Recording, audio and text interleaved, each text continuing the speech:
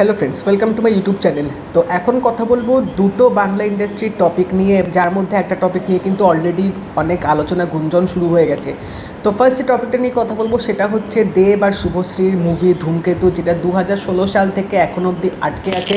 তো রানা সরকার আগের সপ্তাহে এসে তিনি জানিয়েছিলেন যে এই শনিবার তিনি এসে ধূমকেতু রিলিজ আপডেট আমাদেরকে দেবেন ফেসবুক লাইভে। তো গতকাল তিনি ফেসবুক লাইভে এসেছিলেন এবং ধূমকেতু নিয়ে যা যা তিনি আপডেটগুলো দিয়েছে সেগুলো যদি দর্শকরা শুনে তারা রীতিমতো কিন্তু বেশ এক্সাইটেড হয়ে যাবে এই মুভিটা নিয়ে।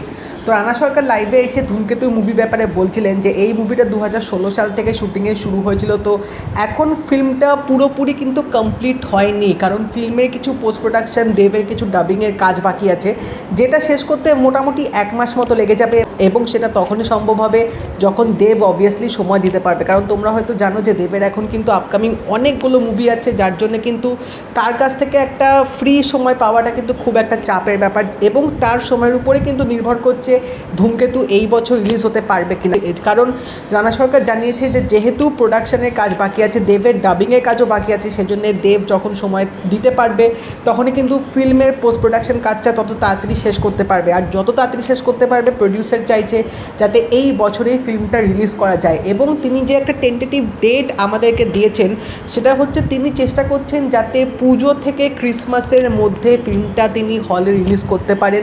বাট এখন অবধি কিন্তু কোনো ফিক্সড ডেট তিনি কিন্তু জানাননি। বাট তিনি এটাও জানিয়েছেন যে ফিল্মটা রিলিজ হওয়ার সময় হয়তো অনেক রকম বাধা বিপত্তি আরও আসতে পারে, তিনি চেষ্টা করবেন এবার যাতে সেই বাধাগুলো এবার হোপফুলি তিনি সেটা দূর করতে পারবেন। এবং অবভিয়াসলি তিনি অডিয়েন্সদের সাপোর্টও চেয়েছে, তোমরা সাপোর্ট দেখাও এই ফিল্মটা রিলিজ হওয়ার জন্যে।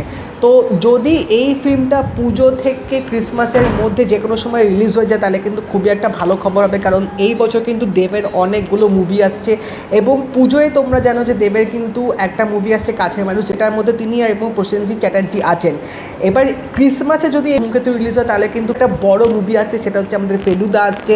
তো ফেলুদার সাথে যদি ধূমকেতু ক্ল্যাশ হয় বা তার আগেও যদি ধূমকেতু সোলো রিলিজ পায় তাহলে কিন্তু অবশ্যই সেটা বেশ ভালো হবে, কারণ এখন যেরকম তিনি এখন রাজত্ব চালাচ্ছেন, এই ফিল্মটা কিন্তু যদি থিয়েটারে রিলিজ হয় মুভি লাভার্সদের জন্য কিন্তু একটা বিশাল বড় প্রাপ্য হবে, কারণ তারা দেব শুভশ্রীকে আবার বড় পর্দায় দেখতে পাবে।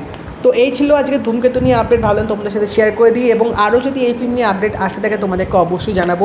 নেক্সট যে টপিকটা নিয়ে কথা বলবো সেটা হচ্ছে দেব এবং পরাণ বন্দ্যোপাধ্যায় অভিনীত টনিক। তো টনিক কিন্তু এখনও অবধি থিয়েটারে চলছে এবং রিসেন্টলি ফিল্মটা 100 ডেজ কমপ্লিট করলো থিয়েটারে। এবং আমার মনে হয় এটা বাংলা ইন্ডাস্ট্রিতে রিসেন্টলি খুব একটা নজিরবিহীন ঘটনা, কারণ এর আগে সচরাচর কোনো সেরকম মুভি 100 ডেজ কমপ্লিট করাটা কিন্তু একটু টাফ ছিল এখনকার কারেন্ট সিচুয়েশনে বলতে গেলে। সেখানে টনিক কিন্তু এখনও রমরমিয়ে ব্যবসা চলছে এবং 100 ডেজের পর ফিল্মটার যে কালেকশনটা এসে দাঁড়িয়েছে সেটা হচ্ছে অলমোস্ট 6 করোড় কিন্তু তারা ইনকাম তুলে নিয়েছে। তো এটা কিন্তু বলা যেতে পারে বিগেস্ট অল টাইম ব্লকবাস্টার। এবং সিঙ্গেল স্ক্রিন থেকে শুরু করে মাল্টিপ্লেক্সে যেভাবে রমরমিয়ে ফিল্মটা চলেছে, বলা বাহুল্য যে দেবের যে একটা রাজত্ব ছিল সেটা কিন্তু আবার কামব্যাক করেছে।